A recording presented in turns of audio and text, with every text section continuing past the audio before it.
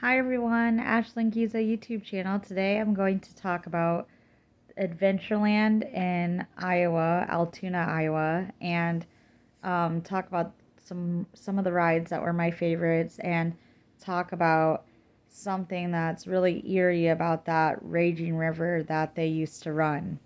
One of the rides. So a couple of my favorite rides there were like a long time ago. They had the log ride.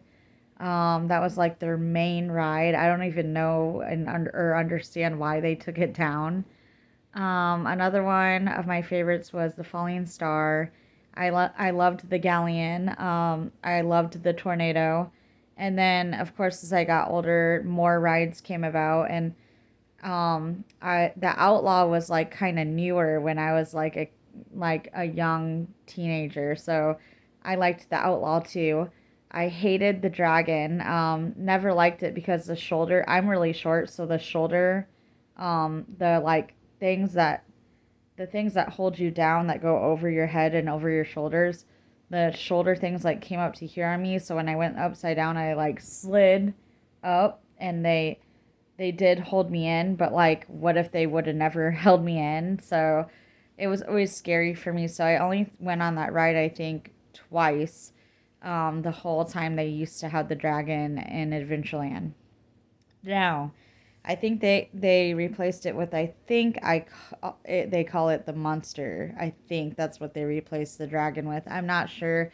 Haven't been to Adventureland for a few years, but I've heard things. So that I'm not for sure about, but I've always loved Adventureland. My dad used to take me there, me and my brothers and sisters, when we were little, all the way until we were teenagers and growing up. And it actually started out to be it was actually like at first like a little carnival. It wasn't like a really huge amusement park like it is today. I remember like this mini roller coaster that was kind of by the Galleon area, if I'm remembering right, and it was called the Screamer or Screaming Eagle or something like that. I don't remember the name of it because this is like in the like late 90s, early maybe no, maybe early 90s, late 80s, I think. I don't know cuz I don't remember. I was really little. But I loved the Falling Star and the Ferris wheel and stuff like that. And my dad's tradition was to always ride the Adventureland train before we went on any other rides. He wanted us to ride the Adventureland train as a family. So if I do go to Adventureland, that's always what I do first, is go on the train like my dad used to take me and my brothers and sisters. So anyways, I have an eerie story to tell you guys about the Raging River ride that used to be there, or maybe still is there, but they might have closed it down. I'm not sure. I don't know. I'll have to go into further research to find out if they actually, for good, closed it down. I do know the Adventureland Park is still open. I'm not so sure about the ride. But I will tell you guys this. When I was little, growing up, I did get really, really eerie feelings about that ride. Every time I was standing in line, I felt like my heart dropped. And it wasn't just like, you know how you can kind of get anxiety or like get a little scared or and stuff like that before you go on a roller coaster and you get nervous. It wasn't like that normal nervous that you get. It was like an eerie feeling, like scary feeling. Like I didn't, it almost like was so scary and overwhelming that I almost like wanted to turn around and like get out of line or tell my brothers and sisters and my mom and dad, hey, I don't want to go on this ride. But I never told them that, of course, because I just thought it was like regular nerves. But now being older and like finding out what happened on that ride later in the future, um, really has me feeling so weird about the way I felt every time I stood in line to ride that ride, Raging River. So, what's even eerier and like creepy and scary about that is my dad was in the boat next to us, the raft next to the raft I was in with my brother, my sister, and my brother's girlfriend. And he took a photo of us, and the right behind me and my sister's heads looks, you can literally see a ghost, like a transparent person. I'm actually going to put that picture on my thumbnail so you guys can see that. Like, no joke, you can see it clear as day, and there was no photoshopping done. And it's just eerie because I was in boat or raft, whatever you want to call it, raft number 4, and there's an accident that happened with raft number 2. So I'm going to tell you guys about the accident that happened with raft number 2. Hold on a second. Okay, so I wrote some notes down, so I'm going to read them. Okay, so there was a family who had a son named Michael and a son named August, and Michael was 11 years old, and they were there on account of celebrating Michael's older brother who was going to be turning 16. Their raft, I guess, like flipped over, and they couldn't get their seatbelts off, and it left them like drowning the little boy. And like they always advertise the ride like safe and a way to cool off and all these like nice things about it. I guess the ride opened in 1983, so that's how old the ride was. It's older than me. I'm going to be 38 in 2023, and that ride is older than me. So it should have went a lot. It should have been shut down, closed, and went a long time ago, in my opinion. So 6 people could fit on each raft. And July 2nd, 2021, day before the accident, Iowa State inspection carried by Bruno J. said it passed and checked newly controlled ride and expected the boats too in April 2021. So in April 2021, the boats were checked without water in the river path. And the inspector wrote, the ride performed as it should. July 3rd at 3 p.m., just hours before the accident, maintenance removed several rafts due to deflated tube thing, including boat number 2. So boat number 2 was included with other rafts that had like deflating tubes, like the tubes that make you float in the river. Just a couple hours before the accidents. Several were removed, including boat number 2, which held that family that flipped over and had the little 11-year-old kid that died. Now, in my opinion, I'm going to say in my opinion because I'm not trying to get sued. I'm not trying to get in trouble with Adventureland or any of that. But everyone's entitled to an opinion, so I'm going to share mine. In my opinion, if there was already inspection type thing going on prior to this accident, just hours before it, and they had to take the like rafts out of the ride, they should have closed the ride that day, knowing that there was boats that had to be taken out and looked at before they put them back in. That's messed up right there. Okay, so at 5:45 p.m., all except for one raft were repaired and were returned into the ride. And boat number 2 was another, one that they put back in and was back in service.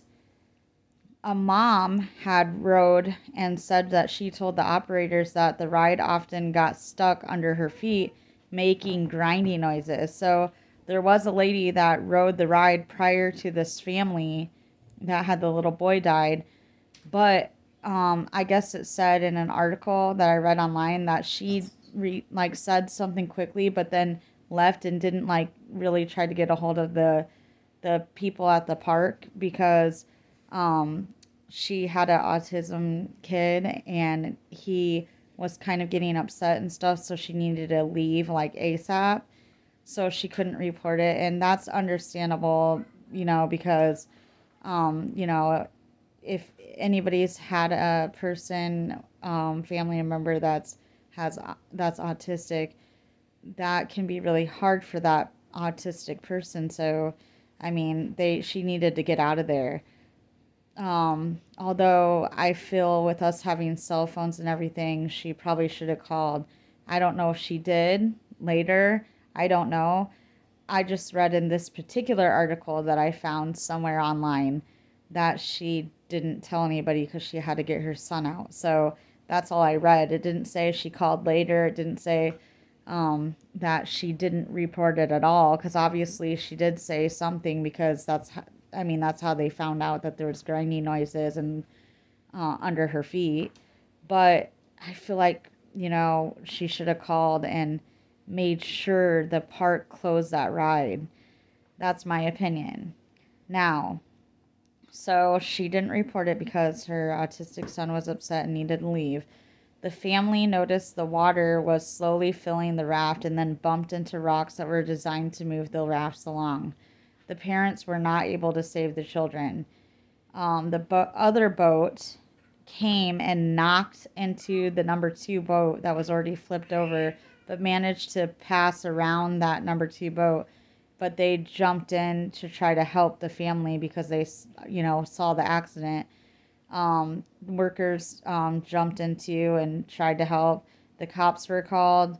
There weren't any people sitting alongside the rafts. And at 7:45, police tried to enter the gates, but they were locked. And other interest was blocked by 4th of July entertainment that was going to be happening. So they couldn't get in two of the emergency gates. So they had to go to another one that was pretty far away. The middle son, August, only suffered minor scrapes and bruises. The oldest suffered from oxygen deprivation and was on life support for a month and then a coma. But he regained his vision and like walking and was able to eat like regular food and all that later. Um, Sorry, there's a little incident, but okay, so the kid regained his vision and walking and was able to eat solid food again and everything like that. So thank God and Jesus up above for saving that kid.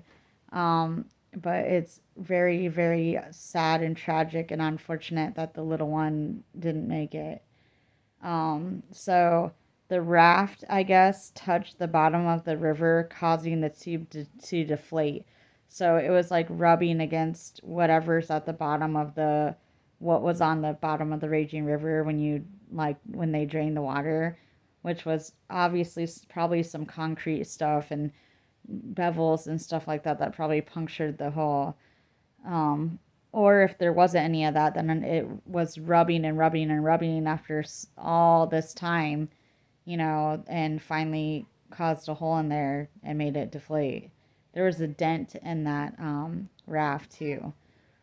So the worker drained the emergency button, but the water did not drain, which means the ride was not properly inspected, because if it was, this is what people are saying in articles, if it was, the water would have drained all the way, and they could have possibly lived if it drained, because that's what they died from. The kid died from, was drowning.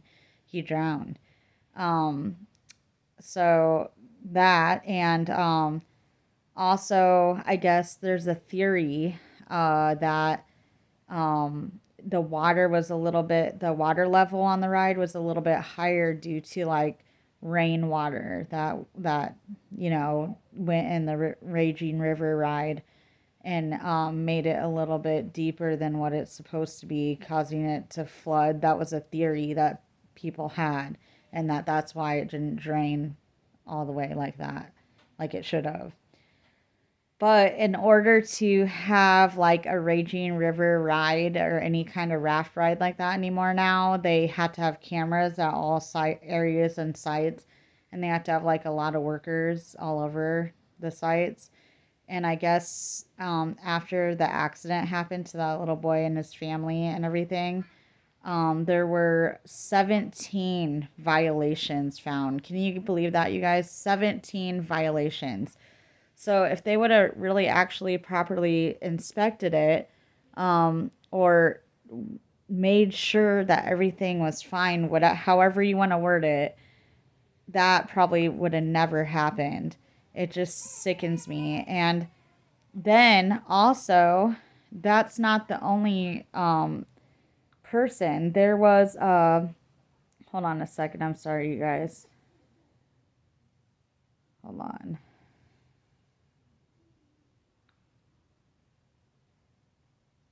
Okay, so that's not the only one. There was a older male that passed away in 2016.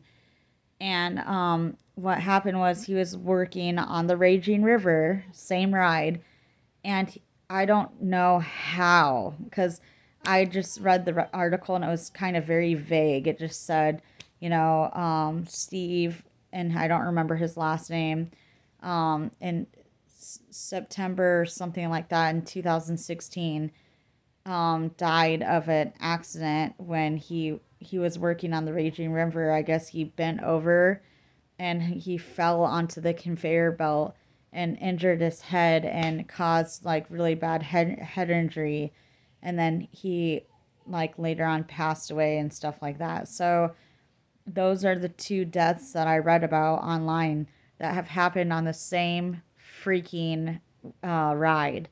And it's just eerie because, like I was telling you guys at the beginning of this video, like I felt that my whole life growing up, every time my dad took me to Adventureland, that ride was creepy and it creeped me out my whole life. And that picture of me and my sister and brothers on that ride, there's a freaking ghost or spirit behind my head. But anyways, so I guess somebody came forth in the court hearing of that family that passed away with that little boy, and it was a worker of some sort, and said, um, so officials in a telephone interview, one of the series of recorded conversations with park employees, witnesses, and others obtained by Des Moines Register. Adventureland kept rides afloat with duct tape and bubble gum, ex-rides manager told investigators. So they're basically like trying to say they didn't really do inspections, really. They didn't really do any, like, they didn't go beyond like they should have. So very sad and very tragic for the families, losses of those two people, and all the people that have been injured at Adventureland and have died at Adventureland, and um, had just injuries and all that. Like, and rest in peace to those who have passed away. And I don't know. Like, it just makes me not want my kids to go on any water rides anymore. Like, how safe do we really know rides are if like they found 17 violations for just that specific ride? That creeps me out. Like, that's so scary. Like, that was a water ride. So imagine a roller coaster, having an accident on a roller coaster, or, something being stuck upside down or whatever, or falling out of one because they didn't follow safety measures. It's very scary. And, in my opinion, it's like I have thoughts running through my head like, do they really care about the people, or do they care about the money, the tickets being sold, or the money? It's just, I don't know. I feel bad. I feel terrible for them. But I'm going to put that picture up on my thumbnail so you guys can see that there was a spirit there. There's a spirit there behind me and my sister's head in the picture that my father took of me and my sister and brothers on that raging river. Um, it's just freaky that I've been on that ride several times, and like, everyone who's been on that ride in Iowa, I'm pretty sure has thought the same thing as me, like that could have been me and my family for sure. It could have been, but so I don't know, creepy. Um, but that's all I have to say, and um, I will be on with another life topic. Thank you.